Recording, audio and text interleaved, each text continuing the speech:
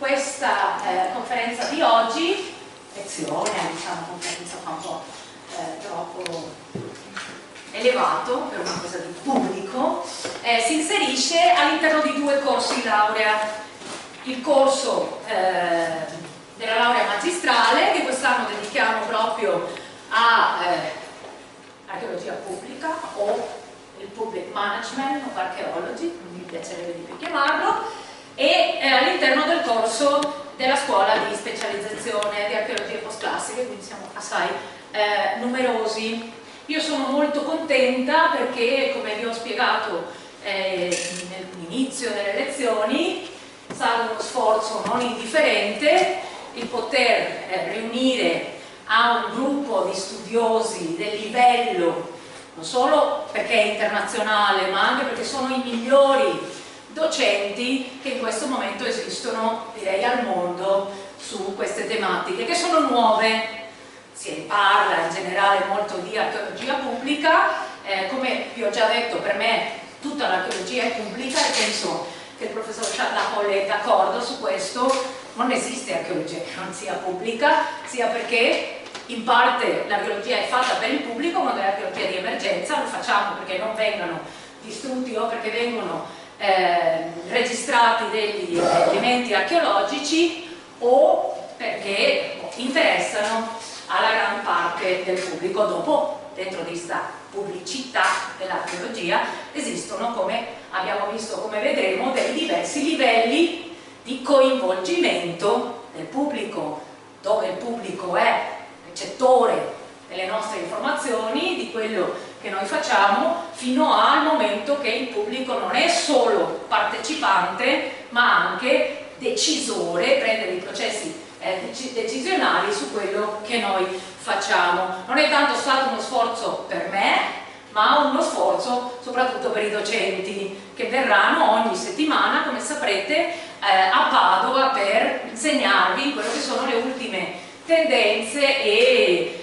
dibattiti metodologici su quello che è l'archeologia pubblica.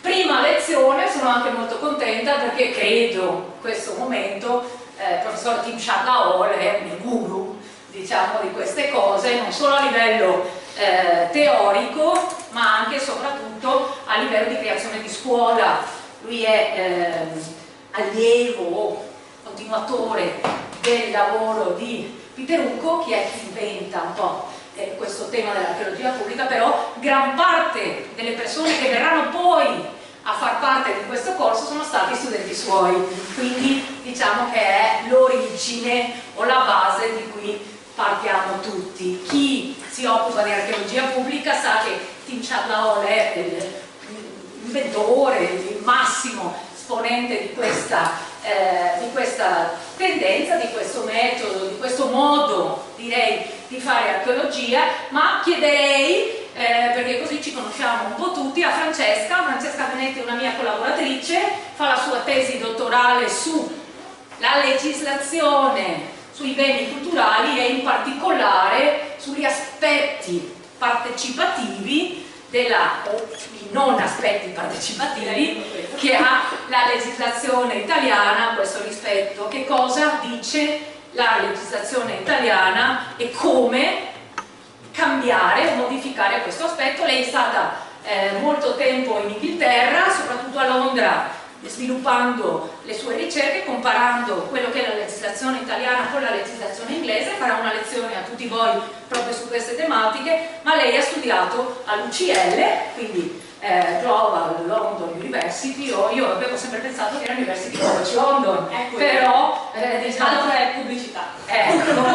Globale, sapete che adesso anche l'archeologia globale o la storia globale è una delle tendenze, diciamo, anche di moda nel nostro mondo. Quindi lascerei a lei, che lo conosce meglio, che ce lo presenti, ci dica chi è, cosa ha fatto, perché è così famoso, e dopo daremo la parola al professor Schadla Hall. Ve lo dirà già lui, ma io insisto, siete tutti invitati, caldamente invitati, a, se non capite qualcosa o siete contrari o volete chiedere qualcosa che non avete capito bene, alzare la mano e chiederli. Lui super attivo, super in forma, eccetera, ma docenti sappiate che quando un allievo fa una domanda è un momento eccellente perché ti puoi riposare un attimo e quindi tra che ascolti e rispondi passa un po' di tempo e puoi riprendere il fiato, quindi fate volontieri.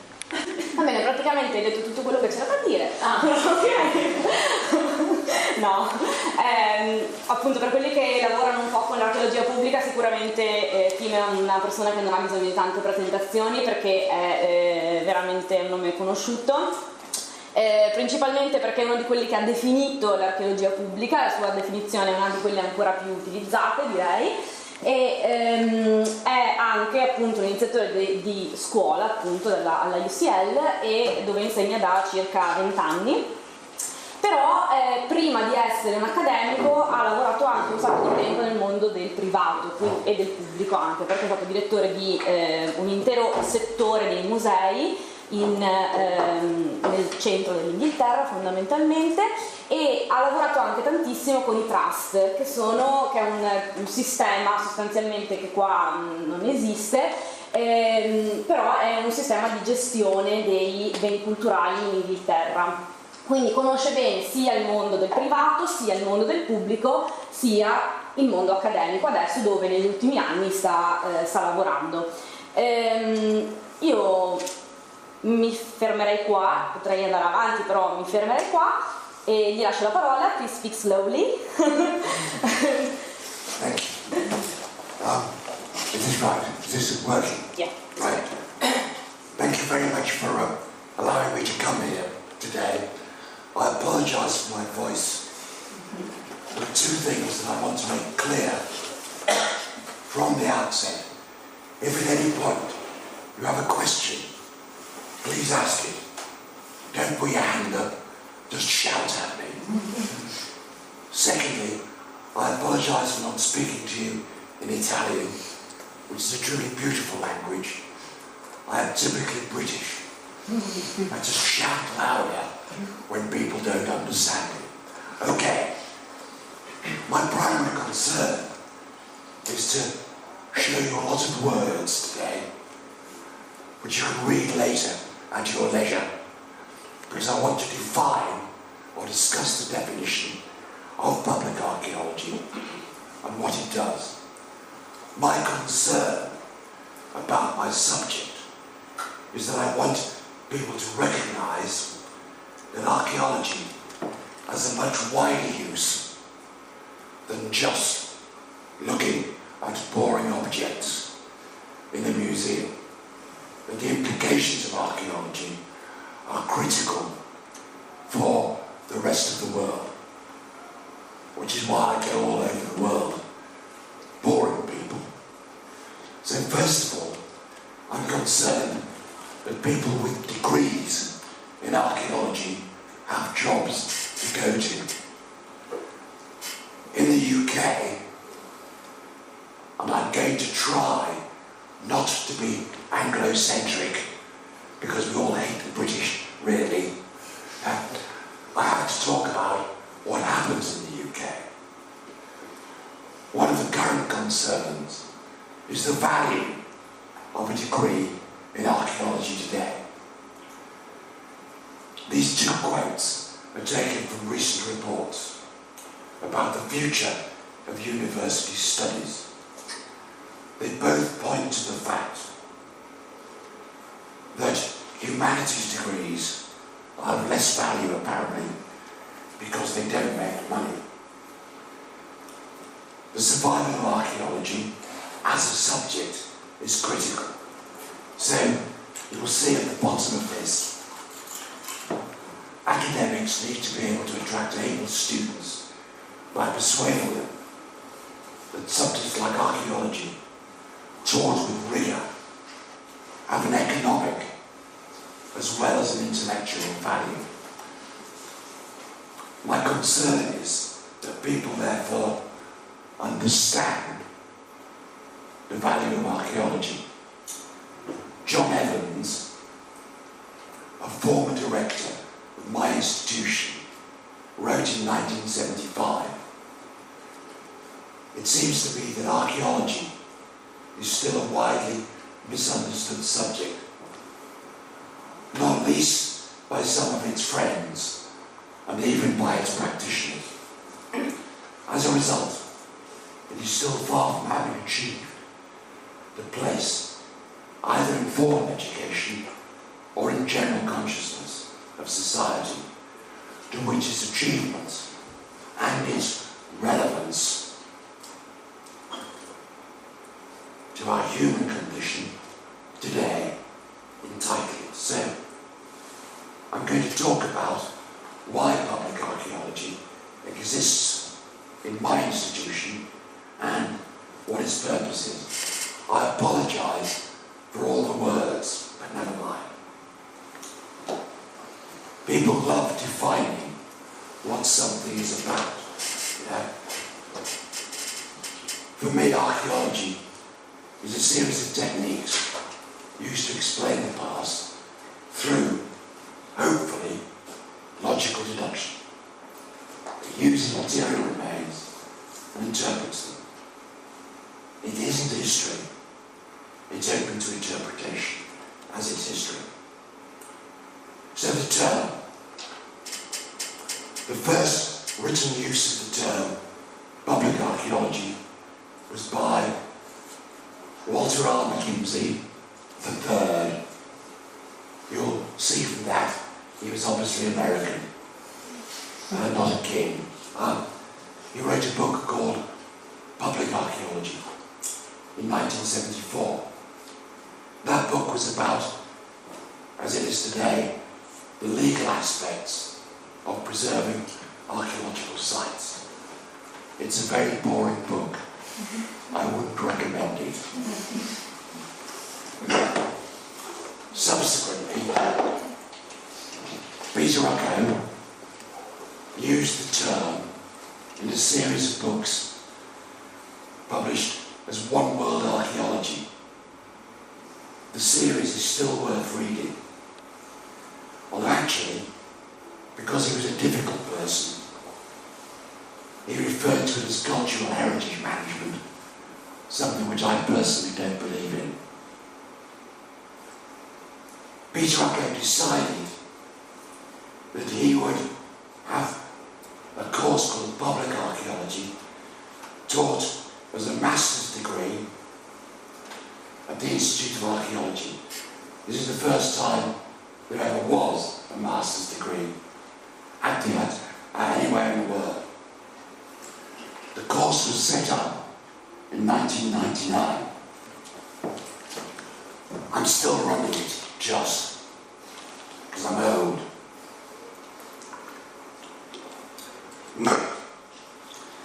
The Institute of Archaeology has on average about 70 or 80 members of staff. He also insisted that all undergraduate students, as a matter of compulsion, had to attend a series of lectures on public archaeology, whatever their subject specialisation, whether it was Roman coins, Egyptian gods, classical archaeology, anything. They had to go on this course, whatever their subject area. So, the compulsory course was aimed at making people think about the wider implications of archaeology within society. The MA course was launched at the same time as the Journal of Public Archaeology. I'll give you all a leaflet tomorrow to try and make you contribute. And I should explain that the journal is now open access, so if you have any papers, we want them, okay? I mean it. The MA course attracts about, on average, 14 or 15 students. That's quite enough for me. And probably 2 of them go on to write PhDs every year. Tim, just a question, just in order to be clear. MA, it's what age, more or less, after they study? Nostra magistrale. Okay. Yeah, any age at all, really, as long as they have a first degree.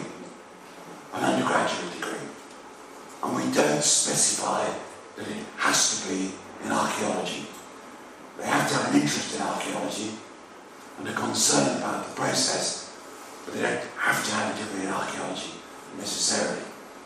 Most of them do. So, Peter Rucko, I have to talk about Peter Rucko because he's dead, and I can say what I like about him. He was a very difficult and original person. He wanted to set up the course for a whole series of reasons to do with that wider application of archaeology. And I'm going to deal with some of those in this part of the course. He was a very difficult and original thinker. Nobody liked him, but I thought he was wonderful. So, when we talk about definitions, there are other terms that are often used in relation to public archaeology. One is cultural heritage. I am well known for having a problem about what cultural heritage really means. I often think it means whatever you want it to mean, because I like things that I understand. We also talk a lot, because it's about jobs, about the process of cultural heritage management. My comment here is, it's which Westerners try to impose their views of the past on the rest of the world. It's also about creating bureaucracy. Often within the same area, we talk about community archaeology. I suppose in a way, I have a problem defining communities. But what I would say is, community archaeology is a part of what public archaeology is about. So let's just go back to what archaeology is. Archaeology is about excavating. I believe you shouldn't talk about archaeology unless you know the problems of excavating and writing up reports. We are all archaeologists if we understand the physical process of recovering information. The point is, all the work we do is of interest to society, to nations and to politicians who use archaeology, as we all know, for their own purposes. This is something I shall deal with tomorrow. My key message is, archaeology is not a neutral subject. It's about politics. It's about the world we live in today. It's particularly about nationalism. Again, I will talk more about the political dimension tomorrow, but I will cover it today because it's so important. I'm going to briefly go through some of the areas that encompass public archaeology, including economics. None of these will I deal with in detail because we have some superb people talking to you later in this lecture series. So, I'm now going to steal some ideas from one of my ex-students. So, some time ago, some of my colleagues suggested there were two approaches to public archaeology. These are worth considering. The first, the outreach approach. If this works. Now the outreach approach aims to communicate information to the public in an effective way. This is what I would call we being experts telling everybody else how to understand the past. Yeah? It's us being experts with no one else involved. The contrast is what's been defined as a multivocal approach, where we look at various views that people have about the past and about interpretation, taking into consideration the wider public I stole this from one of my students, by the way. I technically have no capacity. So the outreach approach. We as archaeologists do things, boring things, like classification, chemical analysis, production techniques, dating stuff, distribution analyses, etc., etc., etc. It's all very interesting for us. Most of the public don't really care. So, let's take the multivocal approach, which is what I'm interested in, to a degree, where we get rid of all this archaeology nonsense.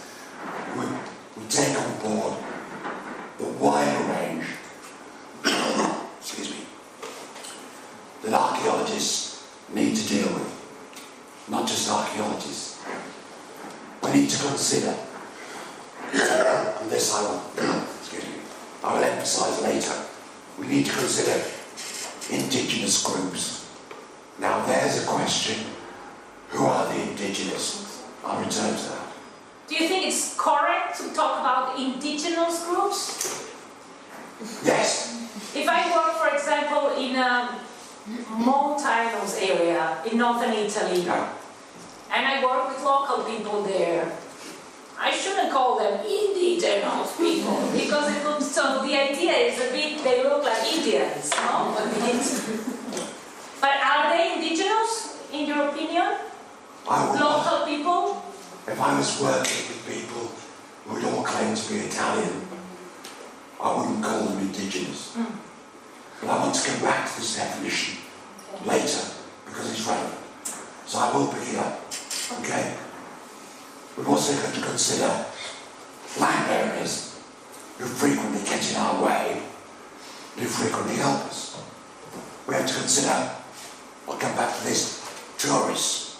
I hate tourists. They're critical to our subject. And we have to consider a wider public, who are just like that.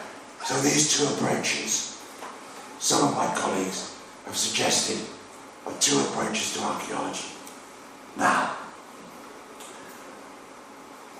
which one is right? Where do we fit? The outreach approach is undemocratic and it's authoritarian. It's the talking head, me telling you. The other one is often accused of being unscientific and relativistic. Now, I think that's probably true as well. It's also very dangerous. I think my view between all approaches is somewhere in the middle, because I'm English. Also because I've written a paper about this. But these things are important to bear in mind, and I've included some of this in a later reading list. So, let me return to public archaeology at the institution in the UK. Why did Peter Rocco pursue public archaeology as a proper academic subject? The easiest way to understand this, and I apologise for being historical about this, but I am very old. I should explain I gave a lecture in China about a year ago, 2 years ago, where I spent a lot of time talking about Mao Zedong to the students. And afterwards, the professor came up to me and said, none of them remember who Mao Zedong is. It's a question of history. So you need this history, I promise you. So Peter Rocco, in 1974, set up the World Archaeological Congress. He wrote a very boring book about it. He attacked the US IPP, what is it, the Union Scientifique Internationale pre- and proto-historic conference. He refused to follow the UNESCO line. This was an important event in terms of world archaeology. He set up the World Archaeological Congress, or as it's known, WAC 1. It was the first archaeological congress which involved archaeology in a wider context. Some of the issues, that he cared about were indigenous issues, because he'd just come back from Australia. He also had the view that archaeology has more to offer in terms of politics and the wider public. I'm doing this because I want you to be clear about the importance of the wider context in terms of uses. He had all the pages written in advance. So,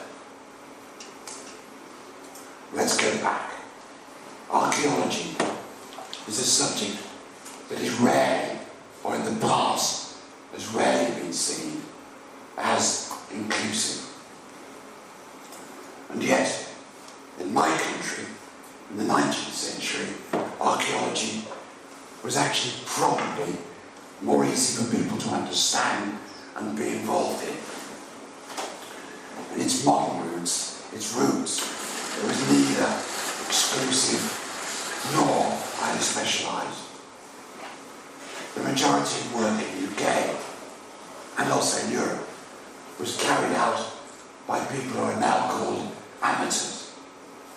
It wasn't really until the 1950s that archaeological work was carried out by universities and university students. Here in Italy it's a bit later, but the history is the same. Archaeology had always been done by volunteers, sometimes some kind of professionals, but mostly volunteers, until the 80s. So it's a bit until the 80s.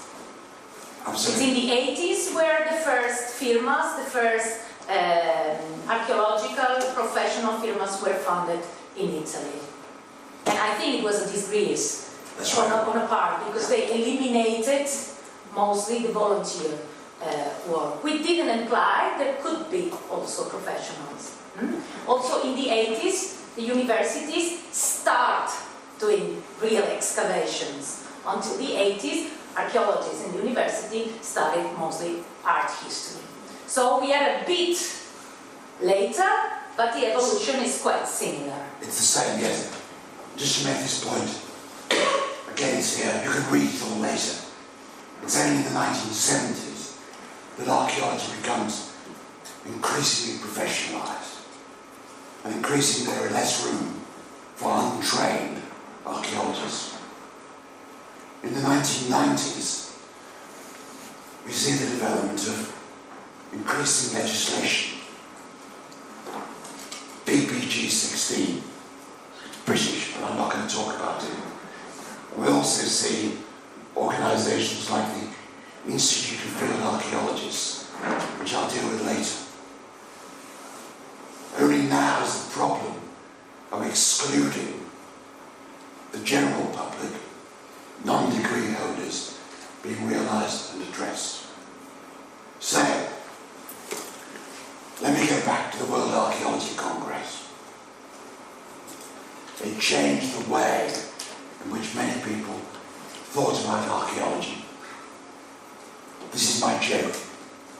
They removed old, boring, white men and made it a much more inclusive subject. Just to be quick, 2 of these people are now dead. No, yes they are. On the left, on your left, is Neil Ashton, who has an interest in public archaeology. In the middle is my former director, David Harris. And the near one is Henry Clear, who made a living out of doing archaeology. Now, let me go back to some of the things that inspired Peter Rucker to look at archaeology in a wider context. first of all, let's go to India. The current Indian political situation is dangerous. The ruling party is the BJP.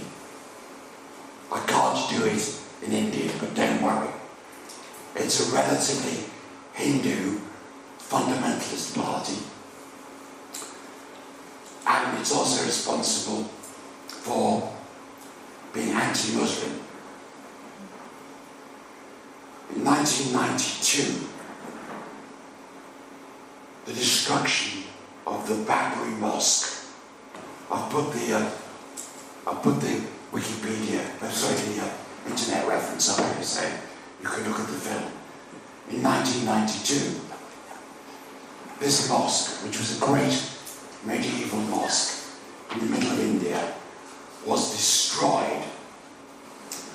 It was destroyed for political reasons. Thousands of people were killed, Muslims, in the move to destroy the mosque. Archaeologists were directly connected with the BJP. Archaeologists had a minor but influential role in ensuring the destruction of the mosque on the grounds that there was a temple underneath it which was Hindu. And I'm not going to go through. Excuse me, can you repeat? They destroyed the mosque because there was a temple under the mosque? They destroyed the mosque partly because there was a claim that this mosque was on the site. This is a Schadla, on the site of the birthplace of the Lord Ram.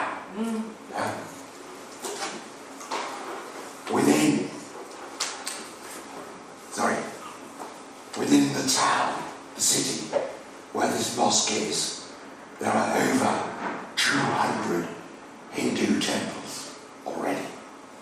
It was a political act. What I'm trying to say to you is, archaeologists were involved in supporting a political party. This issue has never been resolved, but there is a film about it which is worth seeing, which you can get on YouTube if you want to watch it. The film will make you cry. In fact, today, there is still a court case about the rebuilding of a new Hindu temple on the same site.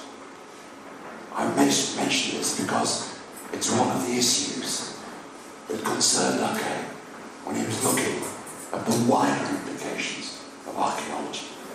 It's a horrific story. Well, it's something that has happened still today. I'm involved, for example, in a big project in Cordoba for the excavation of the remains of the first church of the city, which is under the mosque. We, of course, don't want to destroy the mosque of Cordoba, but we want to know what is under. But politicians do not let us excavate this, because other archaeologists are saying that the church is not under. So this is one of the subjects which is more common: cult sites, excavating them or not, and the decision never comes to the archaeologists. The decision is generally by politicians, but archaeologists are deeply mixed on this thing. So it's not something of the past, of India. It happens also in Western Europe. It's one of the most, let's say, relevant subjects today. And the Supreme Court of India is still involved. Last week, in this case, and it started in 1992. But let me move on. So that's one thing that concerned Ake. Another thing that concerned him was South Africa, and the way in which archaeology is dealt with in South Africa. So in fact, WAC 3 was held in South Africa just after the release of Nelson Mandela and the abolition of apartheid. I was in Cape Town in 1999,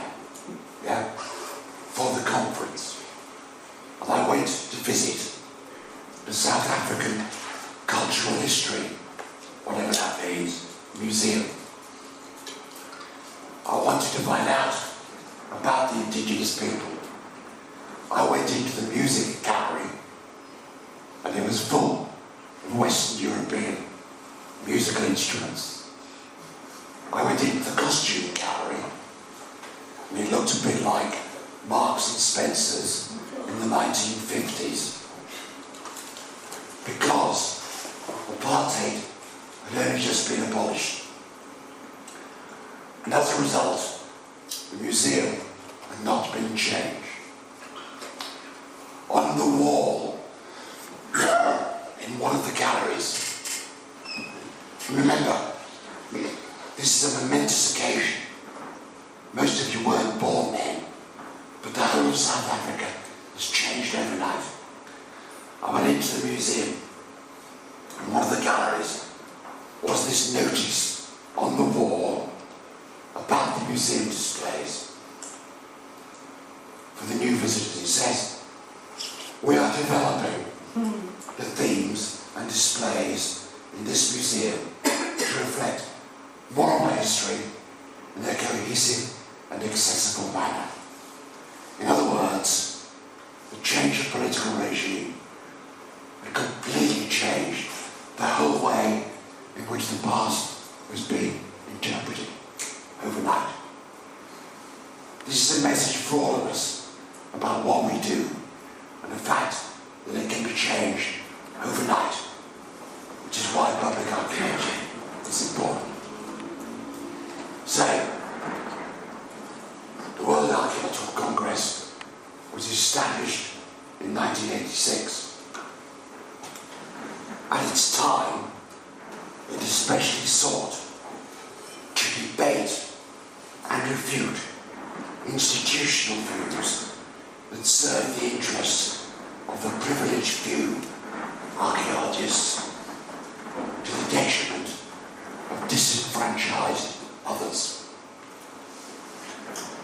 WAC explicitly values diversity against institutional mechanisms that marginalize the cultural heritage of indigenous peoples, minorities, and the poor. Quote from my code. But I make the point that that's why public archaeology is concerned, to some degree, with indigenous people. One quick example. I spent a little time in Japan. They only made one mistake. It was the Second World War. Anyway, moving on. The Japanese, Japan, if you don't know it, is basically a big island called Honshu, the one, the big one. To the north is the island of Hokkaido, which wasn't occupied by the Japanese until the 1880s. The people who lived there, I'll talk a bit more about it tomorrow, were known as the Ainu. They were effectively wiped out in 3 generations because they had no language and because the Japanese changed the economy within 50 years. So before the Second World War, the Ainu virtually visibly disappeared. This is the same story as the British colonising Australia. Although the Japanese didn't kill as many people as we did in Australia. They just changed the culture. It is only in the last 20 years or so that the Japanese have tried to revive the indigenous cultures of the Ainu. So, there's a picture of a conference I was at with an Ainu. They also have lots of reconstructions, and their intention was to recognise the Ainu as an indigenous people with their own distinctive archaeology. And they are doing that now, quite uniquely and quite deliberately in the world. I'll come back to this later, but it's important. So, I don't want to go on about indigenous archaeology at this stage, but I want to remind you, as far as I'm concerned, it's not a sub-discipline of archaeology. It's a part of public archaeology. And it's about this whole area, which is complicated, of looking at other people's pasts, which have been largely removed. There are major issues, but it is about individual identity, and it's difficult, and it's a political area. That's all I want to say about that at this stage. I now want to talk briefly, and again there is a film about this, about participation of people in archaeology in terms of public participation. I respect the way the Japanese do archaeology. In 1953, when Japan was recovering from a disastrous war and from nuclear damage, they started an excavation in the middle of Japan in a municipality called Sukinowa. When I discovered about this, I went to do research on it. Basically, it was local people listing all the archaeology that was in their municipality, making a list of it so that everybody knew about it. They then carried out the excavation of a 12th century, 11th century burial mound. The excavation was conducted by over 10,000 volunteers. 10,000? Yes. It included former Korean prisoners, members of the Japanese imperial family, as well as local people. I was amazed by this when I first found out about it. I wanted to understand what was going on. There exists a film which is well worth looking at, made at the time by a wonderful film director. These clips are taken from it, and it tells the story of the excavation. The excavation results were published. It still remains a case study in proper excavation of a site in Japan, of its site today, 50 years on, with some mistakes. What amazed me initially was that they were, was to fund the excavation. Apparently, the village council gave up money, and it involved lots and lots of people in carrying out the excavation. On the bottom left is one of the public meetings in which the excavation was explained. It was only subsequently that I discovered the whole of this excavation was effectively masterminded by the Japanese Communist Party in the 1950s. Many people forget that the Japanese Communist Party was removed in the 1950s by the Americans and the right-wing Japanese government. The man behind the excavations was a man called Professor Kondo, who has disappeared from sight because he was politically dangerous. And the whole of the excavation was in fact a massive exercise in the form of communist archaeology. It was brilliant. I may disagree with it, but there's a point about the use of archaeology for political purposes. So, it's just another example. So let me understand, it was the Communist Party who paid for the excavation? A lot of it, yes. Okay. But people forget that there is no Communist Party in Japan today. But just to make this point about who influences archaeology, Professor Professor Kondo, intellectually a brilliant man, is rarely talked about or mentioned today. Brilliant. Just to give you an example of the way we should look at archaeology. Is he still alive? Sadly not.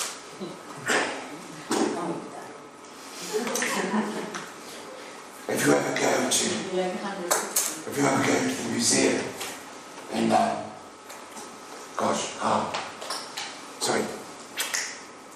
one of the best archaeology museums in Japan, they have a wonderful children's education area and have a picture of an archaeologist.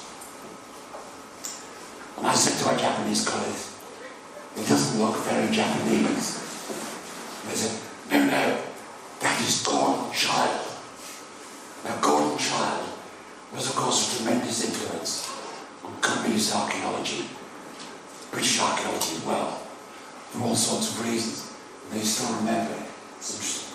So anyway, why public archaeology? The question. The importance of public archaeology as an area of study is it introduces a relatively narrow discipline into a more complex world. I've just given you some examples. It ensures that archaeologists confront the implications of their work and develop their studies. Sorry, I forgot I wrote that. One of my students used it later. But that's why. And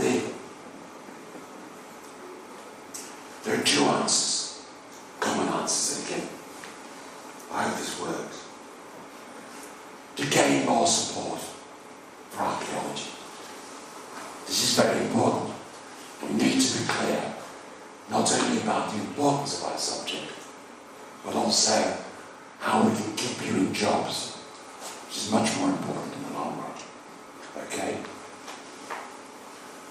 And the second answer is, because we need to make clear that it's important for everyone to understand the past in its widest way.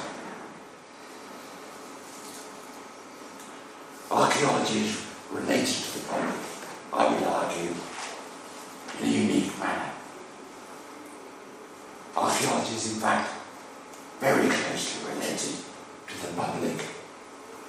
The problem is they may not realize it because nobody has taught them to look, or rather, no one has helped them to look at what is all around them. It's all archaeology. I would argue, or at least one of my ex-students would argue, that there are three factors that have a direct relevance to the development of public archaeology in North America, in Europe, and also in Australia. First of all, one of the problems we see in archaeology is the development of archaeological theory, and particularly post-processual archaeology. I have some bad news for all of you. Most members of the public don't even know what post-processual means. It's important. Much of students either. Fine. Let's forget it. Also, it's become important because of the post-colonial discourse, the politics of the past. And third, The end of the future and of the present, the politics, I mean. absolutely. Not only the past. Well, yeah, the trouble is they're all related, aren't they? And thirdly, and this is important for all of us now, the increasingly market-driven economy in the modern societies in which we live. Sorry, this is my joke for the day. Most of the public access archaeology through newspapers, and they just get the exciting bits. I loved this last year most European newspapers covered the story about the man in Pompeii who got crushed by a lump of rock. This is what the public understand because we don't communicate well to anybody. So, let me ask you a question. It's rhetorical. How are we, as archaeologists, and what we do, perceived by the public?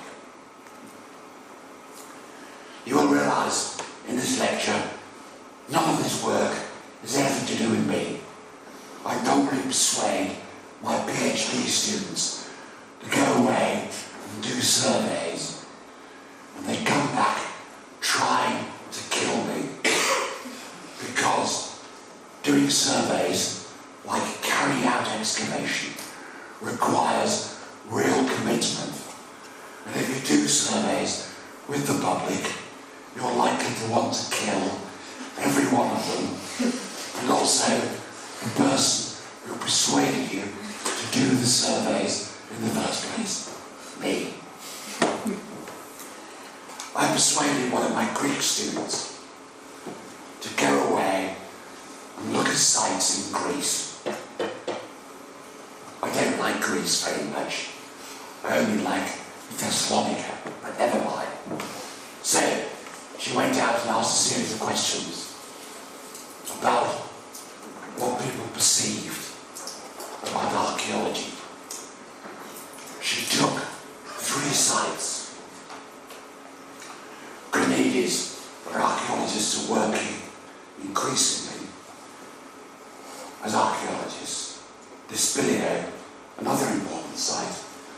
And finally, Delphi, which is of course internationally visited site in southern Greece. And she asked, what advantages do the people believe they gain from being close to archaeological work and also in proximity? What does the community think? There are the results. They're interesting. Because even in the little known sites, most people saw it as being the advantage of tourism. We have to live in the real world. But you'll notice the score is often highest in the most visited site.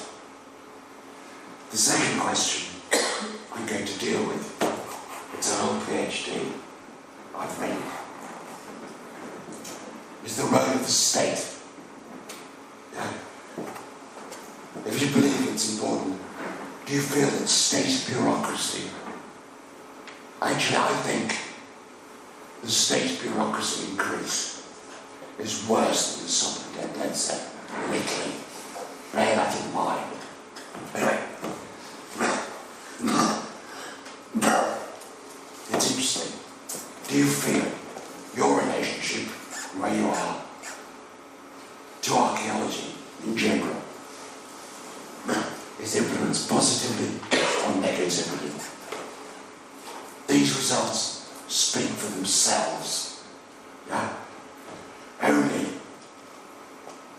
in this out-of-the-way site, where most people are gaining from the archaeology in terms of supplying food to the diggers and making money out of them, 5% actually think state bureaucracy is a positive influence. Yeah? Only that.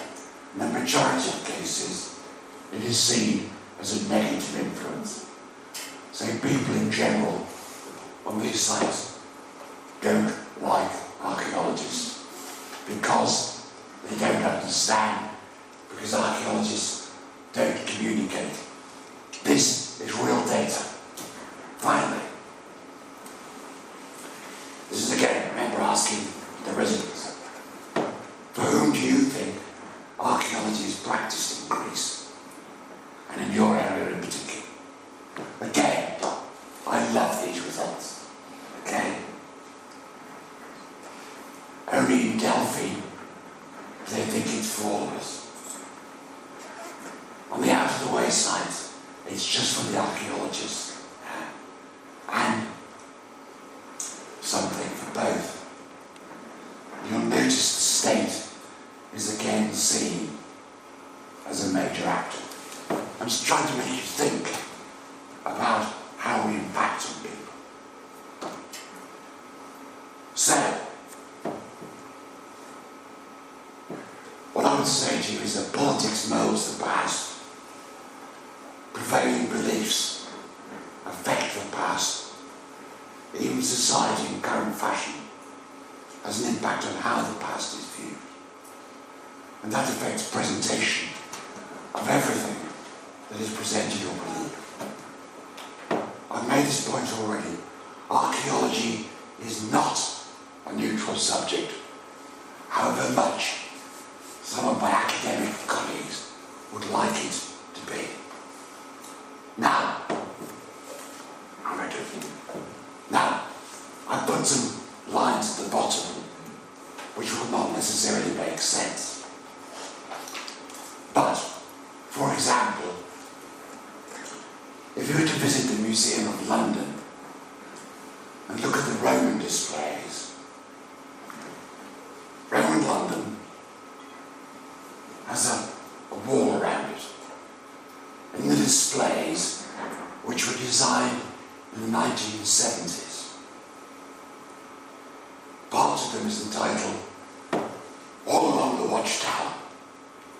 And the reason is because the designer and the archaeologists at the time remembered Jimi Hendrix.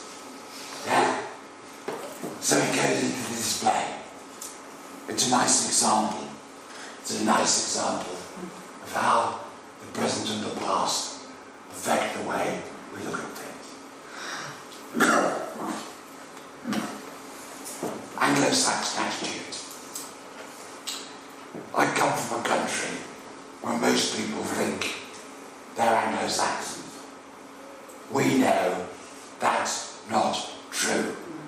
Anglo-Saxon DNA accounts for maybe 3% of the DNA that I have. And I'm partly German. It's very important. And yet, in 3 elections ago, a local MP in a part of England speaking against immigration said, we do not want to become an Anglo-Saxon mongrel nation. Because he doesn't understand the past. He was sacked as an MP. Anyway, go on. It's all very well in theory. Does the public actually get archaeology? It is important everywhere. But all they get is adverts like that. Sorry, I just realised what I've done. Sorry, Mops. So, public archaeology is important on many levels and for many reasons. We can think about identity and nationalism and politics. I think that in many ways, the subject we all study is actually a result of nationalism itself. Archaeology is in many ways the handmaiden of nationalism. But it's also about personal identity. Who am I? There is self-interest. I want a job. There's also a need for us all to think we're different. Some people. Group identity. Belief system. We all need identity for security. And then there's economics, which I'll deal with later. In my case, I'm just interested in understanding the many ways in which archaeology is relevant to society today.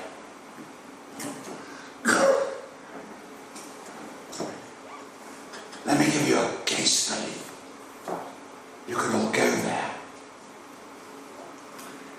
One of my favourite settlements in Italy, sorry, it's not in Italy, it's in Sicily. One of my favourite settlements is Mazzara Cavallo. Has anybody been? It's It's down on the south coast. It's a long story. In the 1990s, a very famous piece of sculpture was drawn called Il Satiro. Do you know about it? No. As usual, the superintendente from Trapani took it away. They had it conserved. I didn't understand. Who took it away? The superintendente from Trapani, because it's part of the regional superintendente. They took it away. As usual, it took years to conserve. And then, as usual, it was sent to Japan as an exhibition. And then it came back to Sicily. By which time, the local people demanded their own museum. Not in Trapani, but in Mazzara di Vallo. There was a political fight, and I'm pleased to say it is now on display in Mazzara di Vallo, and not in the regional museum, because the people recognized its importance. Why was it important? Was it important because it's a nice piece of sculpture? Was it important because it was brought in to Mazzara di Vallo? I don't know. But they have their own museum. Now, Mazzara di Vallo is wonderful because in the Chiesa, outside the Chiesa, there's a wonderful piece of sculpture of Roger II trampling on the Muslims as a part of the conversion. I haven't got time to go through this. It's about politics. The last mayor of Mazzara di Vallo wanted to improve the town. So through the town are a series of wonderful ceramic panels. This is one of the panels which summarizes the history of Mazzara. So, interestingly enough, you'll see that it deals with the Arab invasion, which everybody forgets about, the Arab occupation, and also with the town itself. The core of Mazzara is still called today, as you'll see, the Casbah. It's easy to forget that the whole of southern Sicily is about the Arab occupation. That's all I want to say on that subject. But I'm trying to make the point that getting people to understand and accept the past and the changes is a key area within public archaeology. I've now spoken for nearly an hour. I'm going to ask you if you have any questions or whether we could have a short break. Do you have any questions? Somebody has any questions, comments? I have a comment, shortly. So possibly in the UK and in other countries in Europe, in the US and in Australia, public archaeology is strictly linked, maybe, with post-processualism. I hope not. I hope not. I wanted to say, on my experience here in Italy, it's quite the contrary. I mean, people who is engaged in public archaeology since decades, since the 60s, or who has ever always done public archaeology, are completely against post-processualism because they like doing, let's say, real, practical archaeology, or that started doing it when the volunteers time. So they have continued doing it. So I'm not so sure that we should think about post-processualism as something that has pushed public. Maybe in some cases, but not I think that's true. always. I think it's true. It's also true. So it's also true, I think. I'm very lucky. I managed to get to university as a geographer. I never suffered too much from the post-processual period, which is basically derived from a lot of anthropological theory, as you know. I think, however, we need to consider its impact on the academic part of the subject, because it moved archaeology into theory. Now, my view is that nobody can live without theory. I couldn't walk down the street without a theory of physics behind me. I'd fall over. Okay? But we need to accept that you shouldn't take theory separately from archaeology. I mean practice. Practice and theory are directly related. I'm sad to say, in my institution, we still have a course called Theoretical Archaeology. What it's called? Theoretical Archaeology.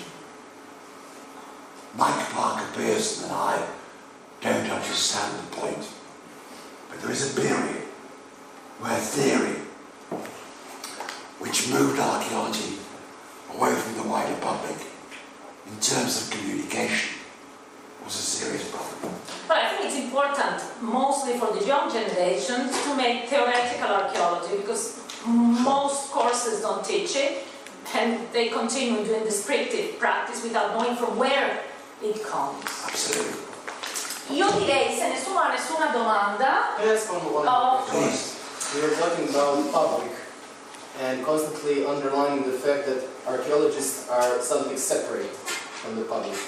Do you think that archaeologists or archaeology is not also the part of the public? Of course it is. Archaeology.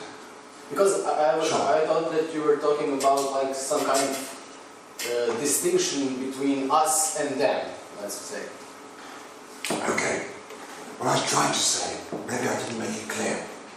Now, he has already followed my courses, so he's understood from that way. We are public. I consider myself to be part of the public. When I talk about the public, I mean everybody. Archaeologists, like if my car breaks down, I need an engineer to fix it. I understand engineering, but I can't fix it. I rely on someone else to help me understand my car, the engine. Because I just don't know about it. As an archaeologist, I feel the same relationship exists. I need to be able to explain things. Okay? I'm nevertheless a part of humanity at the same time. Which is why I made the point. When I defined public archaeology, archaeologists, they don't have to be graduates. It helps. Sometimes, but they do have to have a detailed knowledge of their subject in order to work with other people. So, archaeology is wherever the subject meets with other people as a wider public, then it becomes public archaeology. That's how I see it. But do you think that we are, in my opinion, for example, I think that archaeologists are really selfish. Because we love our job, and I don't know, I go for myself. When I go to excavations, I don't like to explain to people what I do step by step.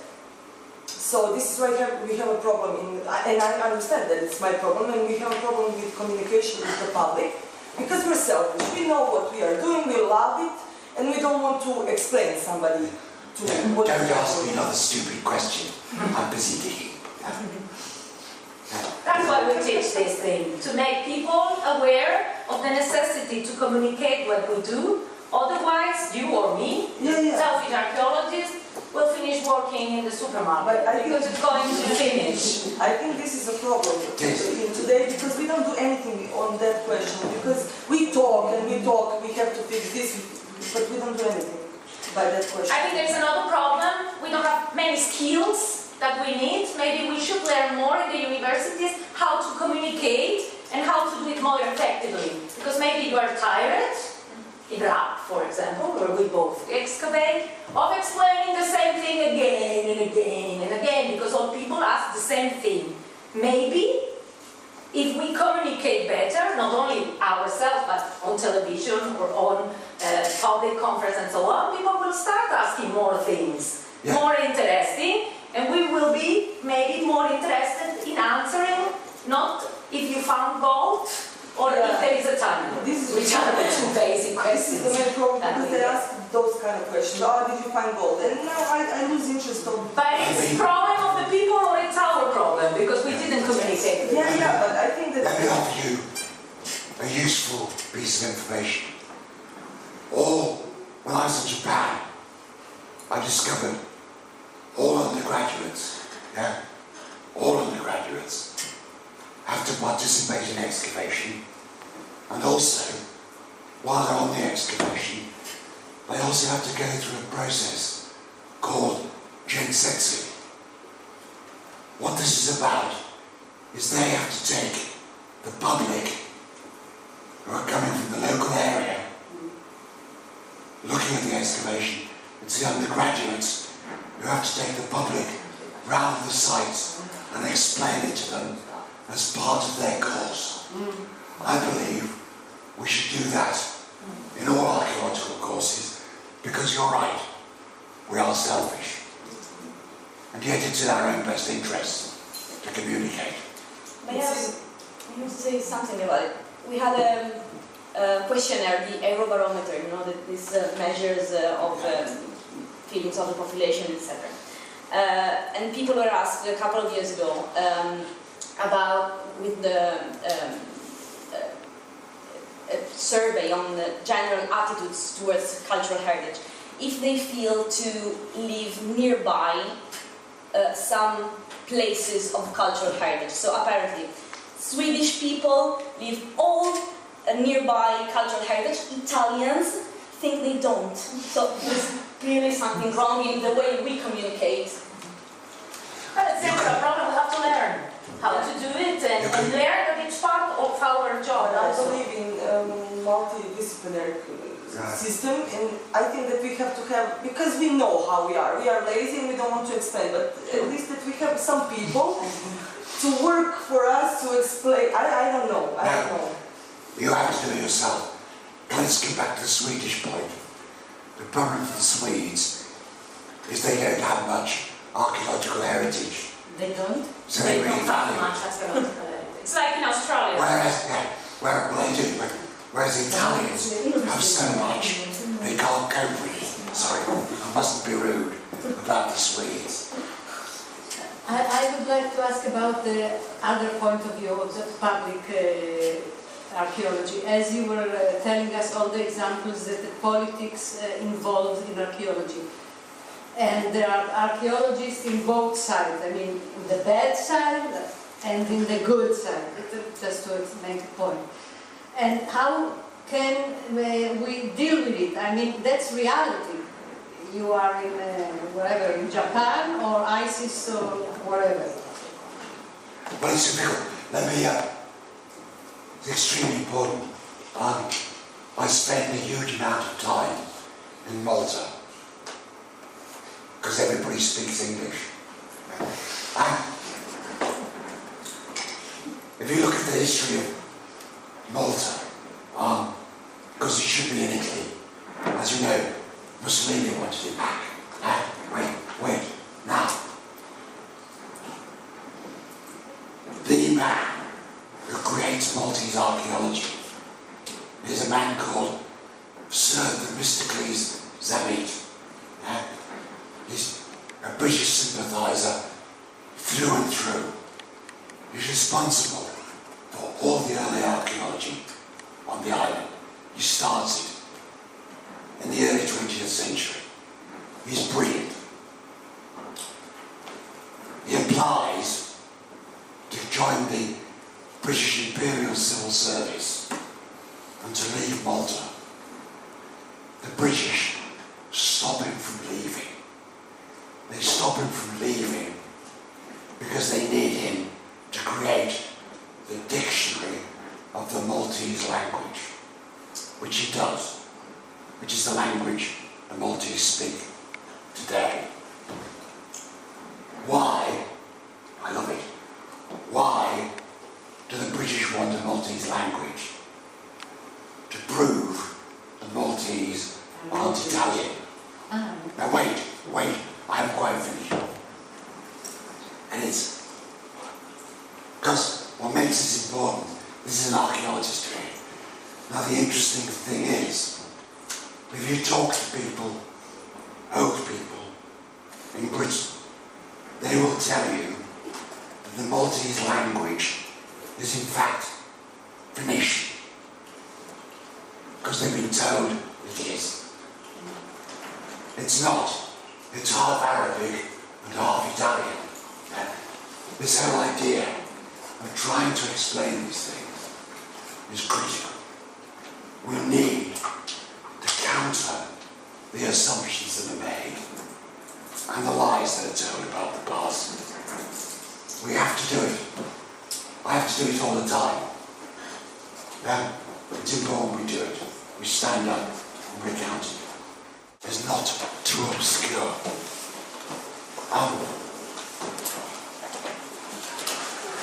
In England, the medieval period ends with something called the Battle of Bosworth. You may never have heard of it, but this is where Richard III was killed and the Tudors took over the country. Richard III was killed at this battle.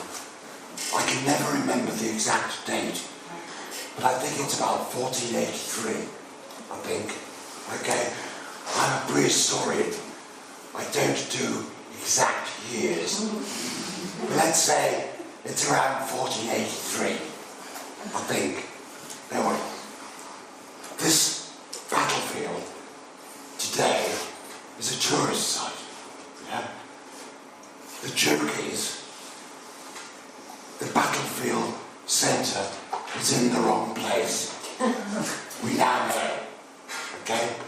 And it's run as a tourist attraction.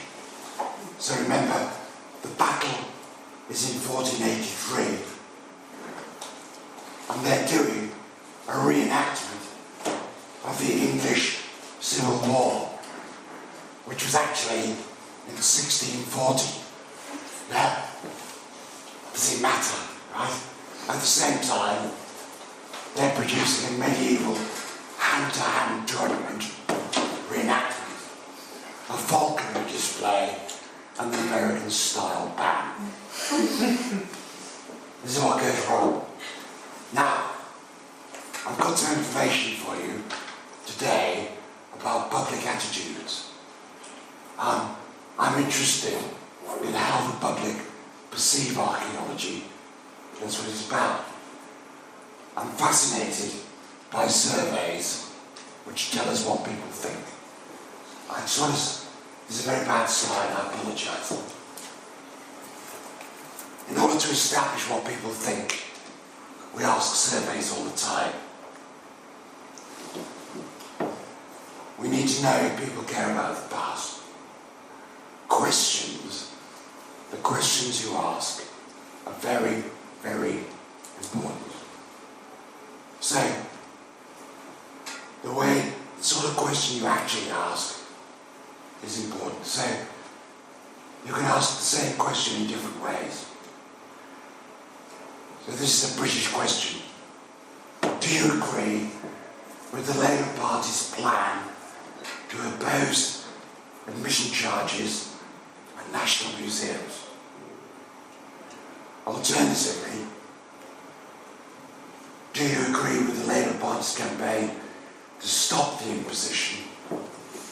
It's actually the same question, but how you answer it depends on whether you understand it. So the formulation of questions to find out about public attitudes is very important. So I'm now going to give you some recent work which is still not published from Turkey.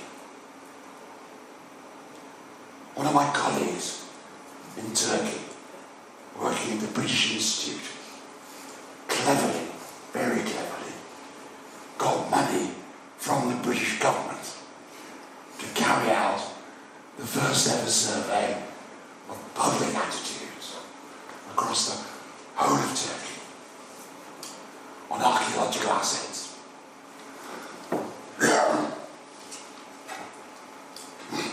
Sorry, the survey was properly done.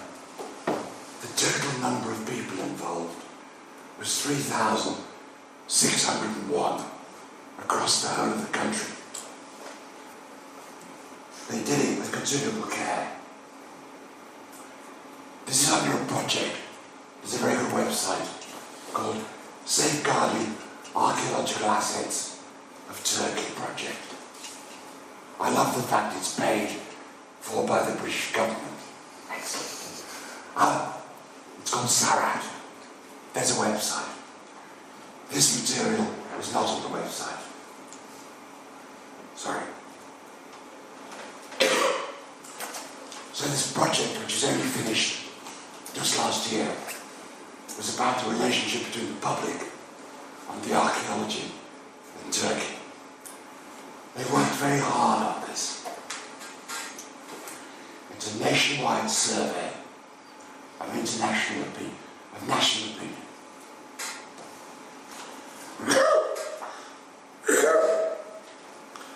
They looked at why they wanted to do it. They looked at the background story, and then they considered how they would use it. So, the main people involved on the left-hand side are Islay Kursu, who's no friend, and Nicole Bulan. They're both archaeologists. Islay did her PhD in Italy.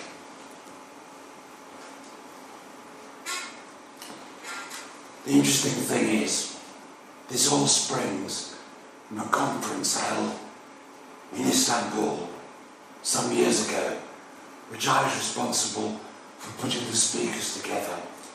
They produced this really nice publication on public archaeology, theoretical approaches and public practice and current practice. The joke is, I never submitted my paper, but it doesn't matter.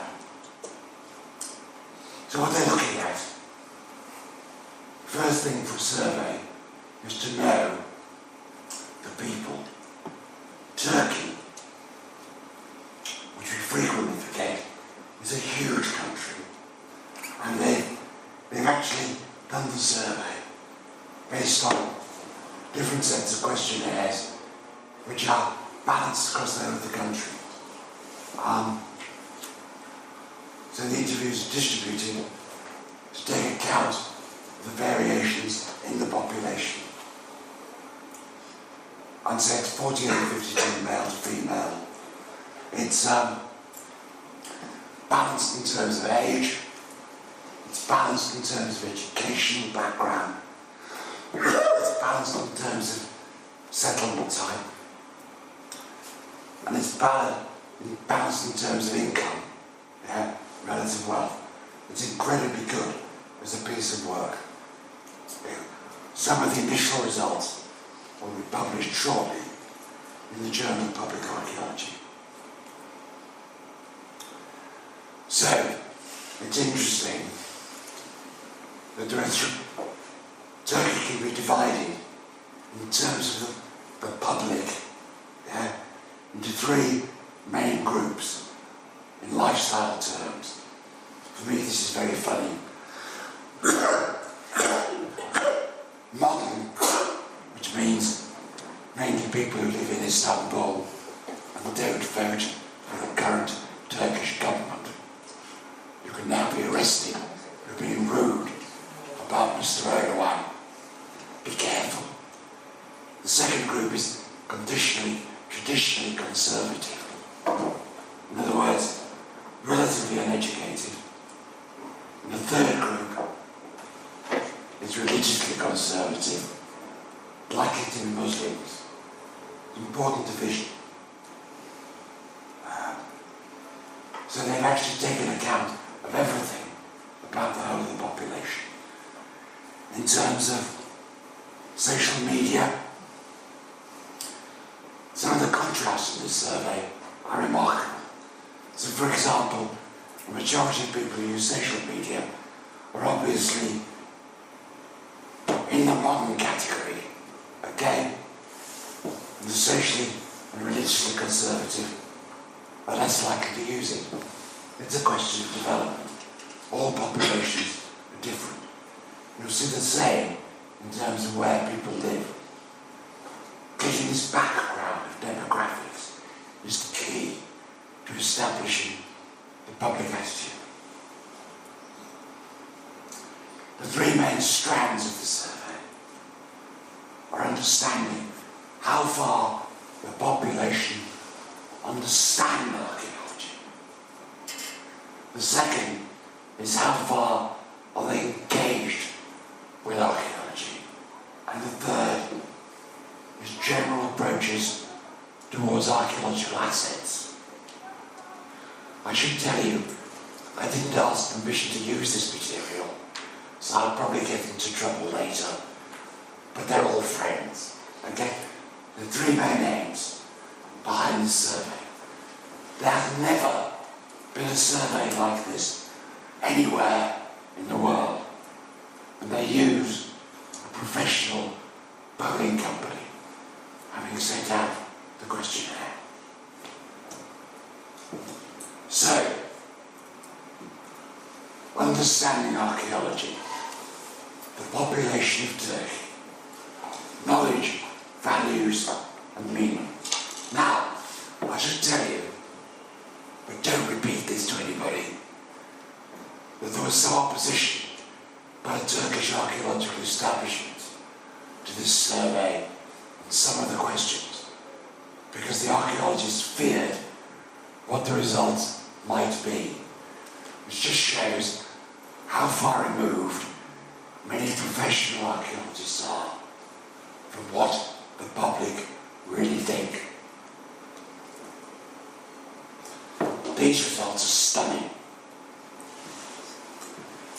Okay, so what comes to your mind when you hear the word archaeology?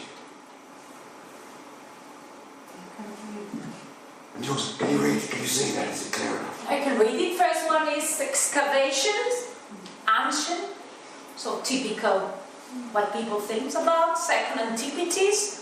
Third, history. Fourth, no answer. It's pretty good. I don't know. It's pretty good, yeah. Research science. Archaeological, I don't know. Science. Sites. Treasures, ancients. I would say in Italy is much higher. And other. Now, these are real facts. You may not know in Italy. The Turks now know. It's the same here in Italy. We're working a lot just to introduce it. We're doing this kind, of course, at another level, but Sonia is doing this kinds of analysis of perception in local communities, Padua, the territory, and other regions, and the results are much the same. So, when people think about archaeology, it's excavations or antiquities. But this is real data. Yeah. Yes. Well, we do also real data. We are also making questionnaires. So you have a survey for the whole of Italy on public attitudes? No. You don't? You don't? Sorry? Here's a question. Do you have a survey like this? No. Not so wide. We are doing it at the local scale. This is what makes this so important. Okay? So, the next question. Understanding knowledge, values, and meanings. This one is really quite surprising. Nobody expected these results. So let me see, because I'm very myopic. The big one. This is about, who has the right to ownership and artifacts found in archaeological excavation. So the biggest one, the green one, is the estate. Remember the state. Then the excavation team, universities, then the landowner, the municipality, and the sponsors. So nobody said us. It's very interesting because the state, this is the point about the relationship between archaeology and the public. The state becomes critical. You'll see this again tomorrow. which is why we need to look at legislation. But not today. The next one. Understanding archaeology. Knowledge, values and meaning. Now remember, this is not an archaeological, this is not a survey of archaeologists. It's a carefully constructed survey of the whole population of Turkey. It would be interesting, in my opinion, to know also, maybe it's too much, what questions they ask to get to this result, because probably they didn't ask, what do you think about archaeology, or what values do you think? So the important thing on questionnaires is the way in which you ask the question, in order that the people feel free to answer. So here... Sorry, wait a minute. Let me explain. We spent nearly 2 months talking about the exact nature of the questions with a political polling company, because they were using people who were expert. There's a dialogue. I have all the questions. It's a huge survey. There was a dialogue between the archaeologists and the professionals who do surveys. As a result, the questionnaire is one of the most comprehensive I've ever seen, by using expertise, which is normally about who would you vote for. In this case, what do you think about archaeology? And the interesting thing is, this question is, what values do you think archaeological ruins, and there are a lot in Turkey, what value do you think they have?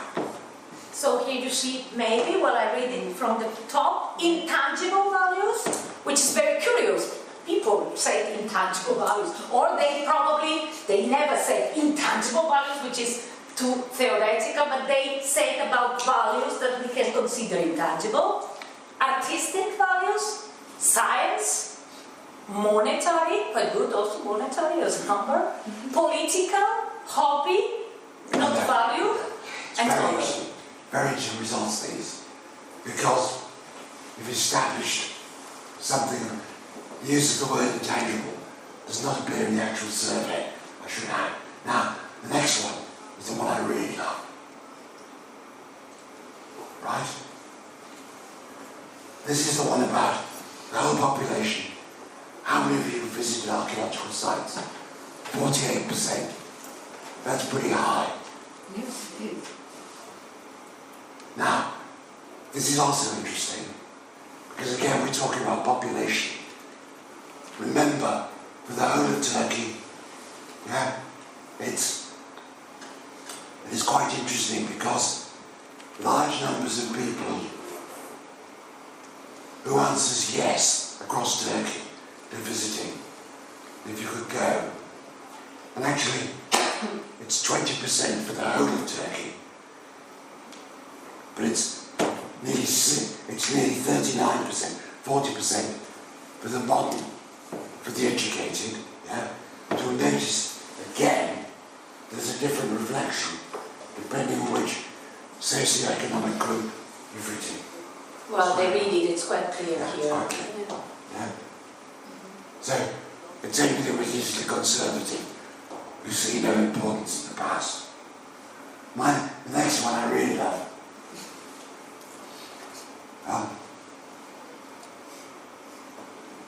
What would you do, members of the public, if you found a treasure full of gold or silver coins in your field or nearby? And what would you do if you found an archaeological object? This is for anybody. The results are really interesting.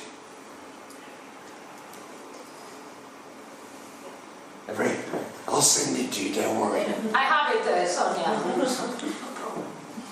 Okay, the first one, well, it's quite similar, isn't it? Yeah, very similar. The first one is possibly full of coins, and the second, simple.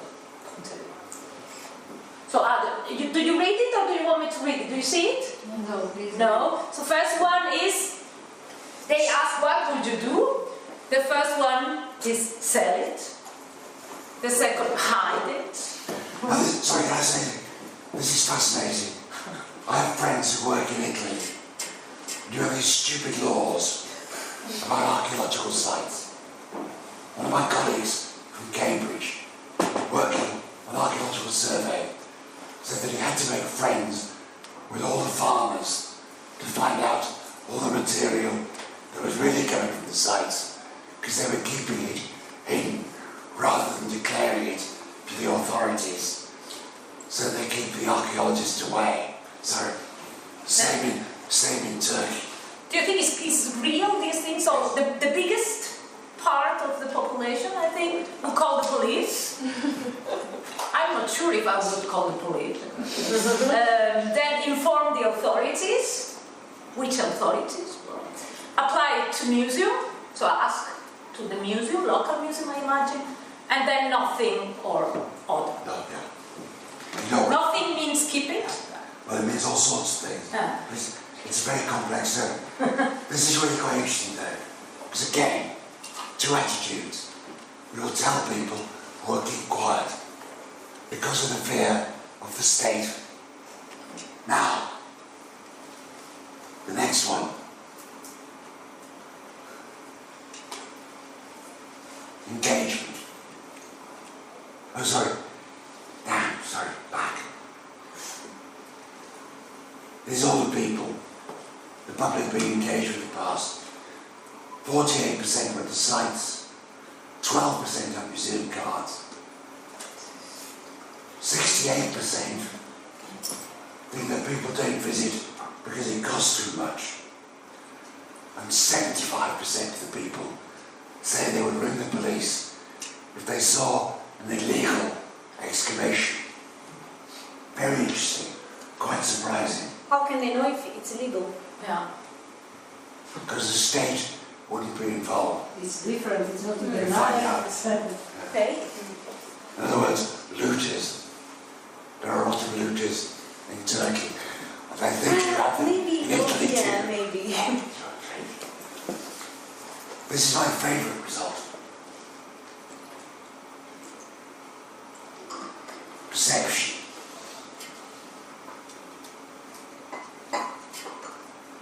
They have ideas about the work of foreign archaeologists, about the return of artifacts, and about the remains of the past as heritage. They have perceptions of destruction. They tested the knowledge of what's happening in Iraq and Syria. They also discuss treasure hunting as a crime, and also the impact of road and dam construction. Very interesting thing. Now, sorry, this one gives you some of the results. Oh, sorry. Historical artifacts.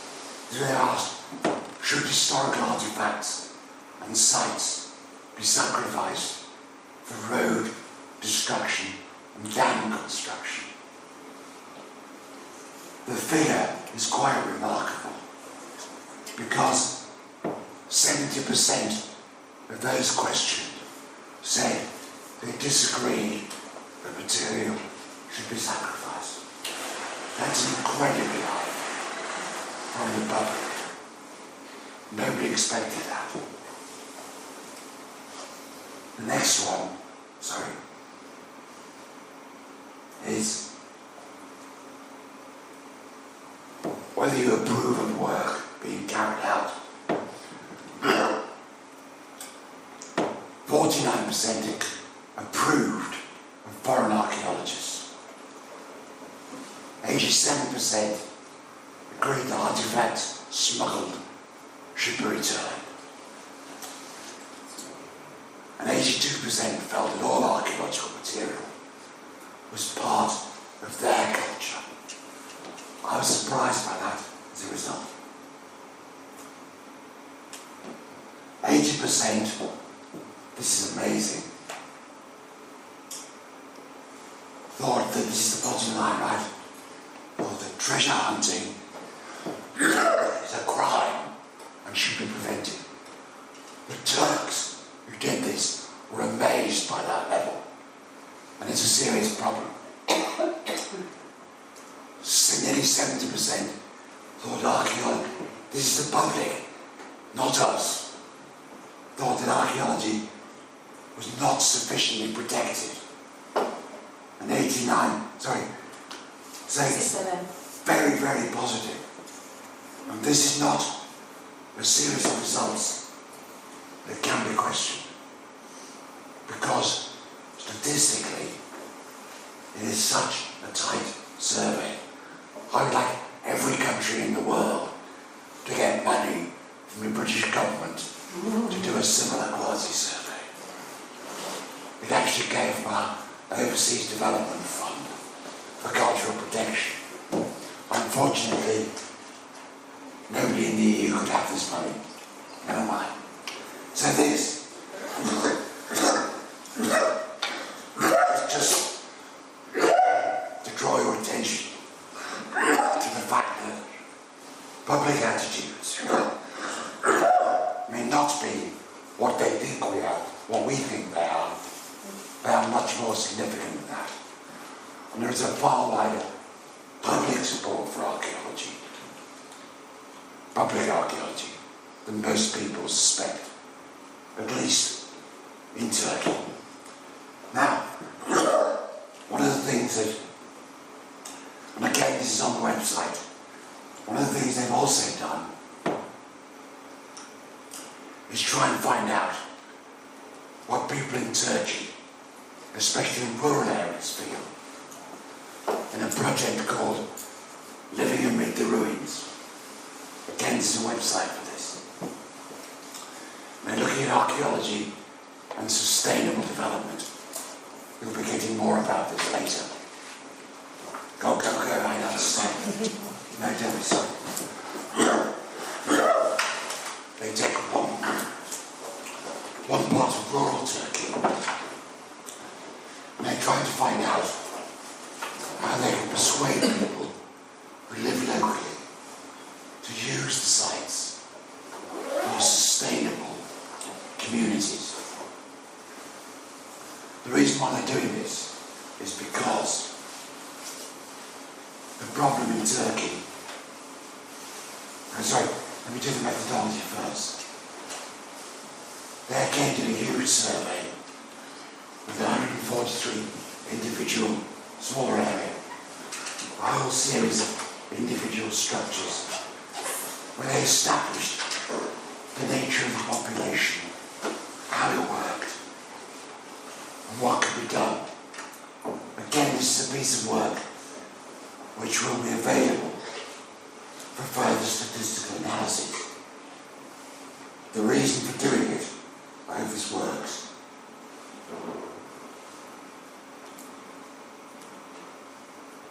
is to try and work out a relationship between people, that's people who are not necessarily archaeologists, and their archaeological sites. They also wanted to try and work out the social and economic benefits of archaeology to those rural communities, as well as protecting archaeological material. Now, the reasons behind this are quite simple, laid out on this graph. Over the last 40, well actually over the last 100 years, Turkey, as a developing country, has changed in terms of where people live. The urban population has increased, and the rural population is still leaving the landscape for economic reasons. So that's why they've done this particular survey, because they're trying to find out ways in which the traditional rural population, not archaeologists, can benefit from what's going to happen in the future. They ask questions such as who protects the ruins? Yeah. The villagers thought it was their job, the state, 68%. should be doing it. Museums should be doing it. The villagers felt it was them, and they should have more government guards. It's a perfectly reasonable question. The next question, which is equally interesting, is why should the ruins be protected? Should they be protected? 98% of those people who live amidst the ruins said they should be protected. It's a remarkable result, in my view. Interestingly enough, look at the value. The value added to tourism is relatively low, although it's important, because one of the purposes behind this survey originally was to get the locals to take up archaeology or the protection of monuments for economic benefits. They actually saw it as being important, but not necessarily for economic reasons. Do you think the ruins can be a source of new income? How does it work? 90% said yes, 10% said no.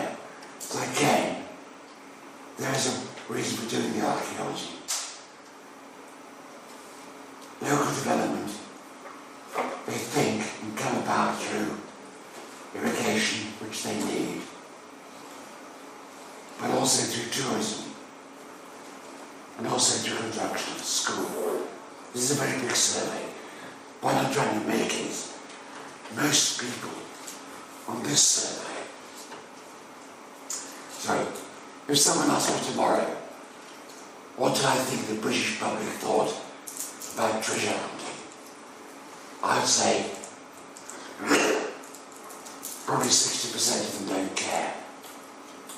But we've never done a survey like this, which we use for data the Turks have. I would have thought, most people in Turkey would have thought, we should develop ruins for tourism. Actually, the percentage is not that high. Most people think it's important because of themselves and their own identity.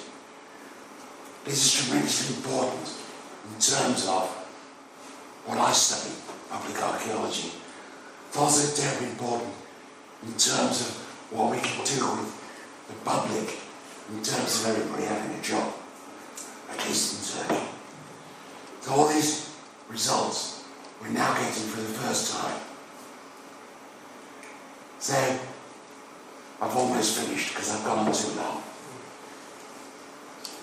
Why are we afraid of actually saying our subject has far, far greater importance than just looking at objects and talking to ourselves? Yeah. Everybody who does archaeology should be aware of the nature of archaeology. In my view, everybody should understand how we excavate and why. But after that, we need to explain the significance of our subject in a much wider context and understand how it is consumed by a vast number of people, most of whom, when they ask me what I do, and I say, I'm an archaeologist, will say to me, do you know, that's what I always wanted to do in school, but there's no career in it. Because actually, archaeology has a far wider potential than most people ever think. There will be more jobs, no less jobs for archaeologists. And the past can be better if we make clear what we do. My final slide, I can't resist this, is to remind you of something. This is the front cover of the Dog Archaeologist magazine. It's a joke. I want to remind you that if you do archaeology, and you do public archaeology, the important thing is to have a sense of humour. You'll only understand this joke if you dig. I love this part of it which says, why urinating in your excavation unit is never okay. One block story. Thank you for listening. There's another session tomorrow.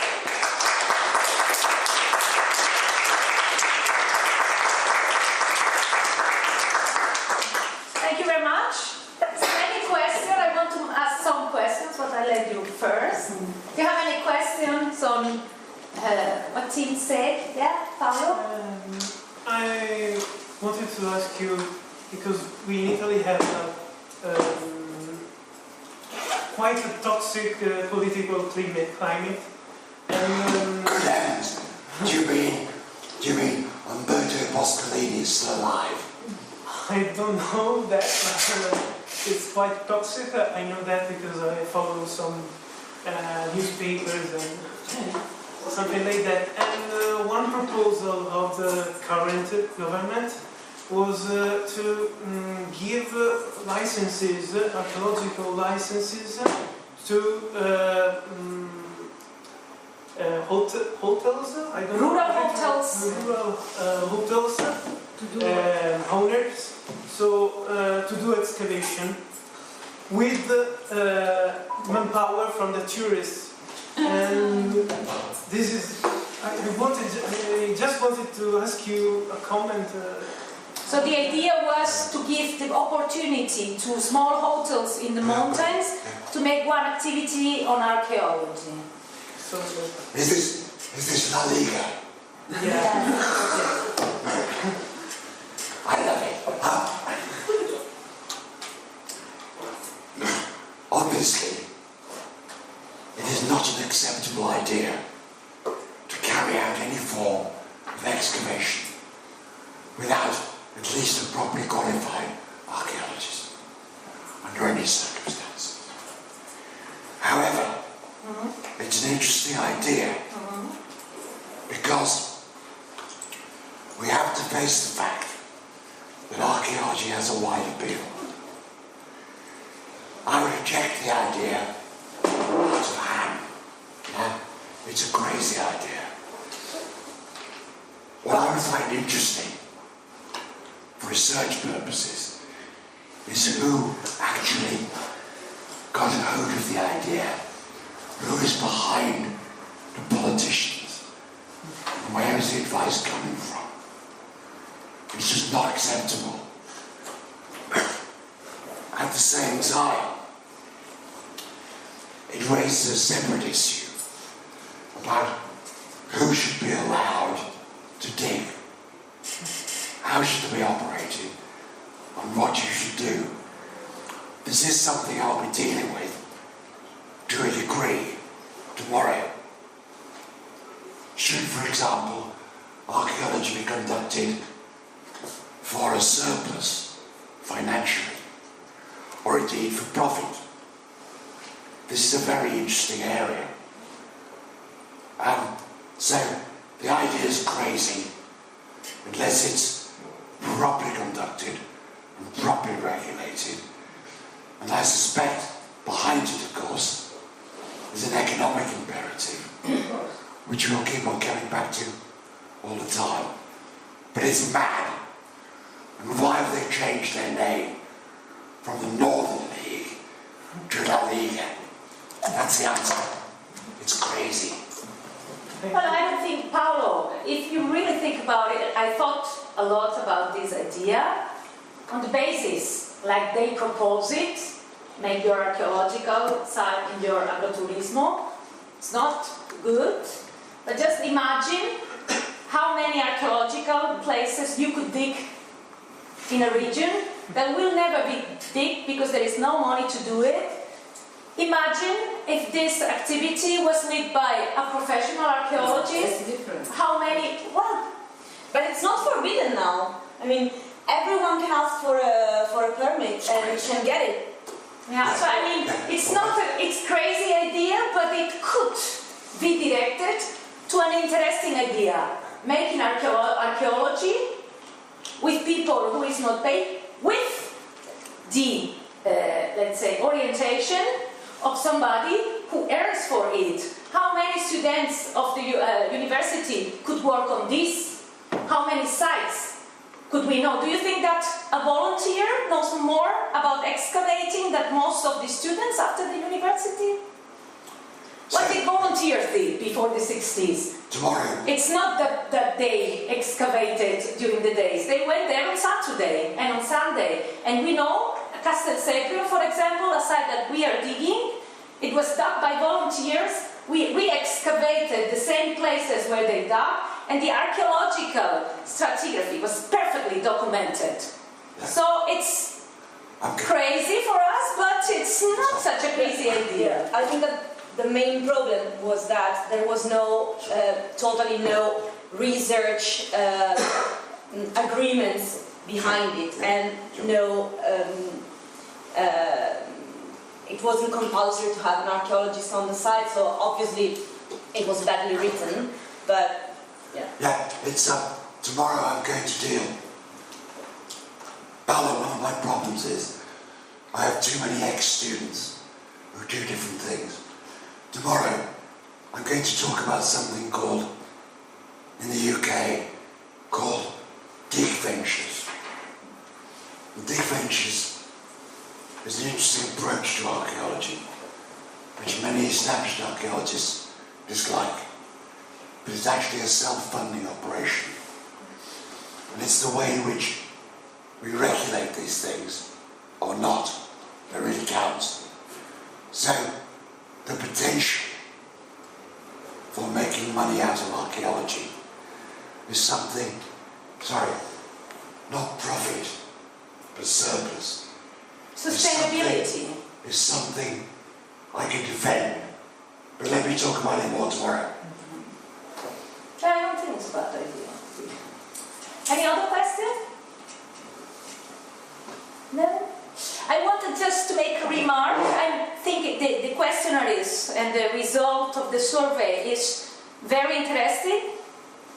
I'm sure, and I have talked, for example, Francesca sometime, people knows much more about the past than we think sometimes. We sometimes think people doesn't know anything, and then you discover sometimes they have a much more modern idea of heritage than we have, and the results can be surprising. But I will be very interested in understanding, I know maybe we can ask them, right, the exact questions that they did, because sometimes the answers of people are very depending on the direct.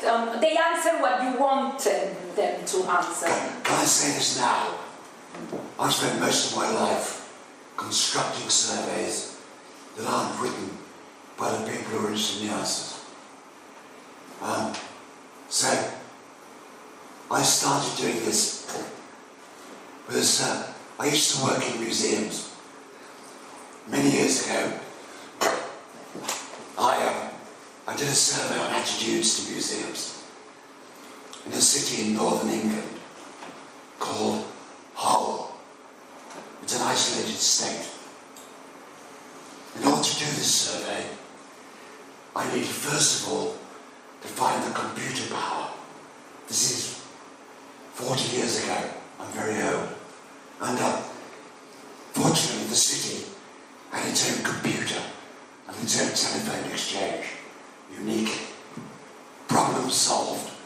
No cost for processing the data. Secondly, I needed a program. The program I needed is something called SPSS, which everybody knows about. Thirdly, I needed to ask the right questions. So, it's a bit like if you're selling toothpaste, yeah? Sorry, if you charge to go into a museum, if you ask people when they leave, was it value for money? Most people will answer yes, because they don't like admitting they might have wasted their money. So the nature of the question you ask is absolutely critical. For the past 30 years, I've worked with a consultant who specialises in surveys. And the key thing is to never write your own questions, but to make sure you deal with someone who knows how to ask. In the case of the Turkish survey, I have every one of the questions. It took, as I said, nearly 6 months to construct the questions. It was a matter of debate. Because asking stupid questions, where you're the expert, rather than you can do any survey and get the result you want. That's the answer. So. Oh, very good. And lastly, if nobody asked, and that's my last question, but I'm profiting from your presence. When you talk about politics, everything is politics. Archaeology was born because of political interest and so on. Maybe I didn't understand quite good, but she asked something about how can we avoid this, or do we really need to avoid it or use?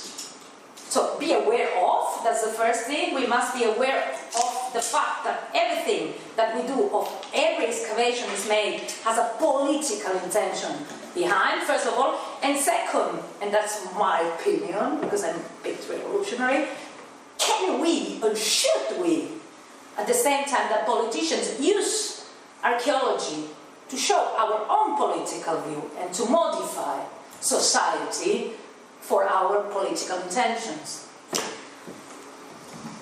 So, it's a lovely question. Sorry. So, there is no way in which anybody in archaeology can avoid the fact that the subject is political.